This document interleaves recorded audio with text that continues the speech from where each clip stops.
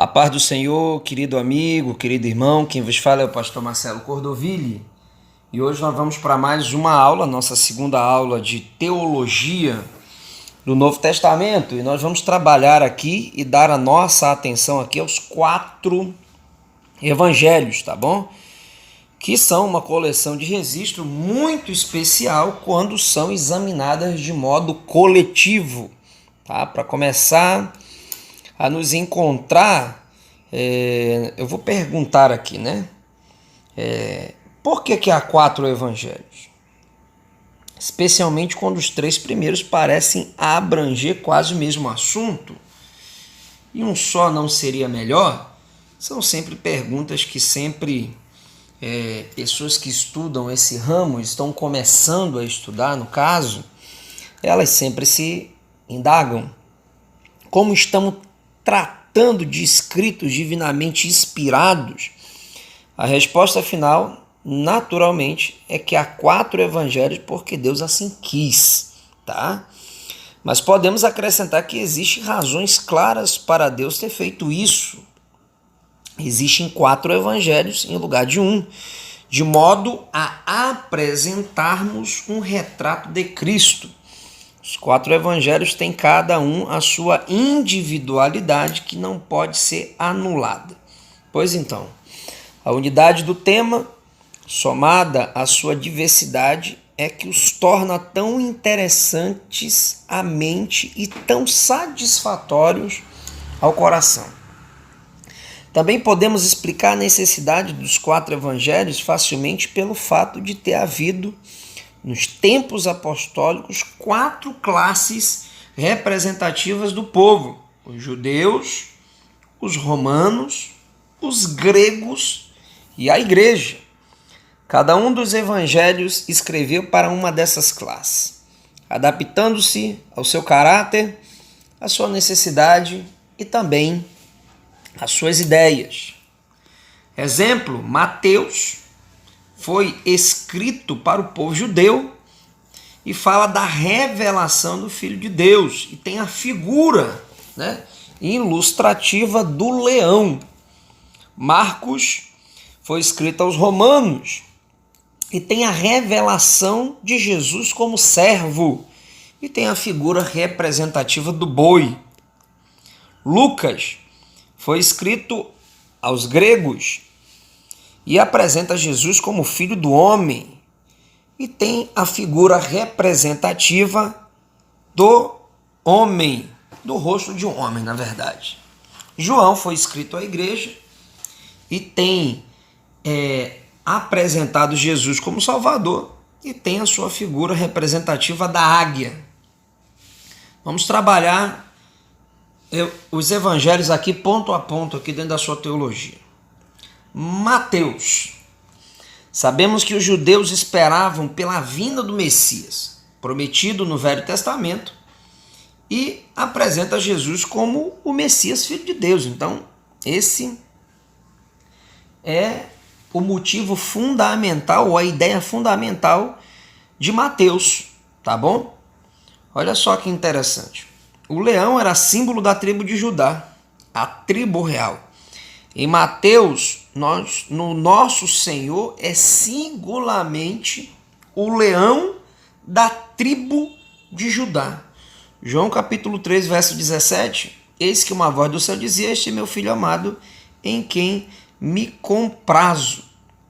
Em Mateus, o evangelho do rei, a gente observa nos primeiros capítulos o rei dos judeus e, por fim, o rei soberano nos céus e na terra, enviado para exigir sua sujeição e homenagem. Viu a diferença de Mateus e João? Viu a diferença das escrituras? Olha só que interessante. Em Marcos,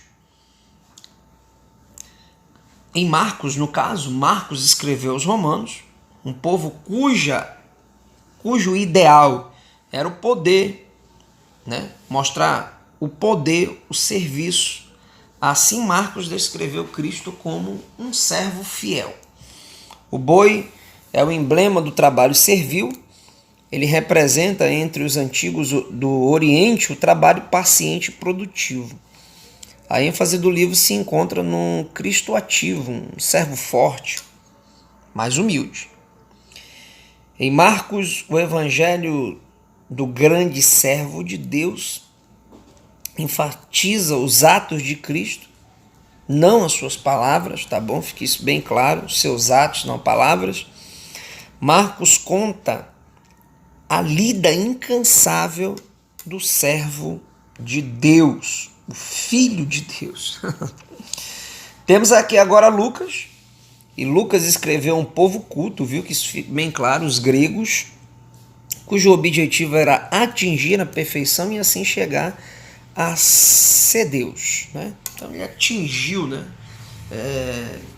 Marcos, ele trabalha Jesus como alguém que atingiu essa perfeição com 30 anos de idade e começa um grande ministério aí, tá bom?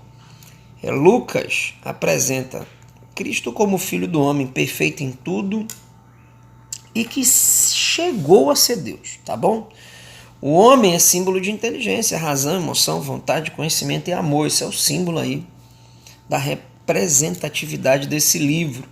Lucas 5:24 diz assim: ora, para que saibas que o Filho do homem tem poder sobre a terra, autoridade para perdoar pecados, então disse ao paralítico: a ti te digo, levanta-te, toma o teu leito e vai para a tua casa.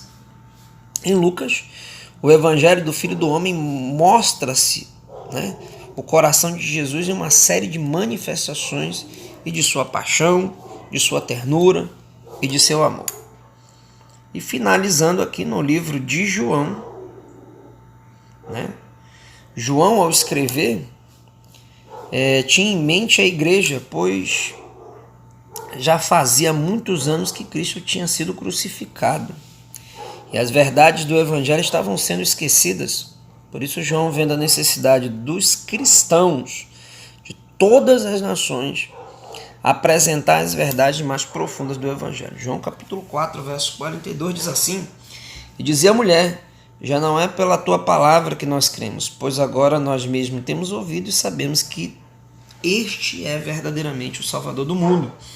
Em João, o evangelho do Filho de Deus vê-se como Jesus semelhante à natureza de uma águia que voa e nos leva às alturas, tá bom? Nós observamos aqui, querido, que na sua divindade eterna, né, esse livro nos revela o mistério dele a ser como o Pai. Uma coisa que fique bem clara aqui, e eu vou entrar em detalhes sobre isso, é a respeito do paralelo significativo, tá bom? Ezequiel capítulo 1, verso de número 10, nós observamos aqui: e a forma do seu rosto era como o rosto de homem, e a mão direita, todos os quatro tinham o rosto de leão, e a mão esquerda, todos os quatro tinham o rosto de boi, e também tinham todos os quatro rosto de águia.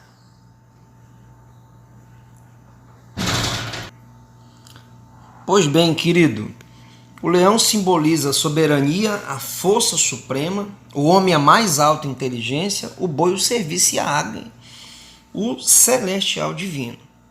Pois então, os quatro aspectos são necessários para transmitir toda a verdade. Como soberano, ele vem para reinar e governar. Como servo, ele vem para servir e sofrer. Como filho do homem, ele vem para participar e consolar. E como Deus, ele vem para revelar e remir. Então nós temos aqui uma maravilhosa fusão: soberania, humanidade, humildade e divindade, né? Olha como é bacana, né? E uma situação: e agora? Os sinóticos e João, né? Sinóticos, que tem forma de sinopse. Resumindo, os evangelhos de Mateus, Marcos e Lucas cobrem quase todos o mesmo terreno, apresentando apenas narrações dos fatos, enquanto o registro de João, além de ter escritos mais tarde do que os demais, trata em sua maior parte da matéria não mencionada por eles. O evangelho de João é a obra de um teólogo que apresenta Jesus como Cristo, o Filho de Deus, tá bom? Louva a Deus, Deus abençoe vocês. Se vocês tiverem alguma pergunta, tá bom? Se vocês quiserem acrescentar, eu trouxe esse estudo de forma bem simples para que um adolescente possa entender e um teólogo, um homem de Deus mais maduro, né, biblicamente falando, possa também compreender o Evangelho e o estudo, como diz C.S. Lewis, né? Um Evangelho puro e simples, um estudo puro e simples, tá bom? Um abraço a todos, Deus abençoe.